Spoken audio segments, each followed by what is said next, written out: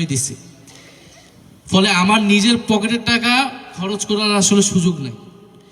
এবং আমরা এটাও বলছি যে যে ধরেন কোটি কোটি টাকা খরচ করতেছে সে কিন্তু এমপি হইয়া দুর্নীতি করে অবৈধভাবে এই টাকাটা আবার আদায় করবে না, নানাভাবে তা সে আদায় করবে, দুর্নীতি করবে, নানাভাবে সে মাদক সিন্ডিকেটকে আশ্রয় দিবে।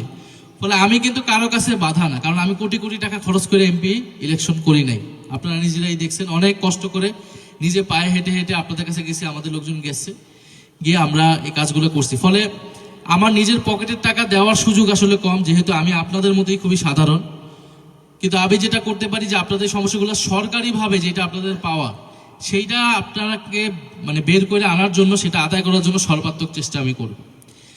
আর দ্বিতীয়ত হচ্ছে এইখানের মাদক বলেন, ভূমিদস্যু বলেন, এরকম নানান সিন্ডিকেট কিন্তু আসলে পলিটিক্যাল ব্যাকিং পায়। রাজনৈতিক দলের কেউ না কেউ ক্ষমতাসীন তারা কিন্তু ব্যাকিং দেয়। আমার সে ব্যাকিং দেওয়ার প্রয়োজন নাই, কারণ আমি তাদের মাধ্যমে এলাকায় ইলেকশন করি না, ইলেক্টেড হইনি। আমি আপনাদের ভোটে ইলেকশন করছি, ইলেক্টেড হয়েছি।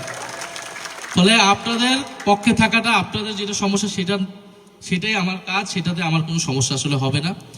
তবে আমি চেষ্টা করবো এলাকার যারা সচ্ছল ব্যক্তি আছেন, যারা এলাকায় বিভিন্ন সমাজসেবা করতে চান, তাদের সাথে যোগাযোগ করে তাদের মাধ্যমে সরকারি উদ্যোগের বাইরেও বেসরকারিভাবেও শিক্ষা বলেন, স্বাস্থ্যখাত বলেন, এইসব জায়গায় কিছু আর্থিক সহযোগিতা করা বা উন্নয়নমূলক কাজ করার চেষ্টা। কারণ সরকারের উপর আমরা ফুললি সবসময় ডিপেন্ডেন্ট হইতে পারবো না। সরকারি কাজ দেখা যাবে অনেক দেরিতে হচ্ছে, অনেক কিছু হচ্ছে বা অনেক জায়গায় নজর দিচ্ছে না। তো এটা যাতে এলাকার মানুষের অসুবিধা হয়, এই জন্য আমরা এলাকাবাসীর যারা সচ্ছল আছে তাদেরকেও সংযুক্ত করে আমরা কিছু কিছু উদ্যোগ নেওয়ার চেষ্টা করব।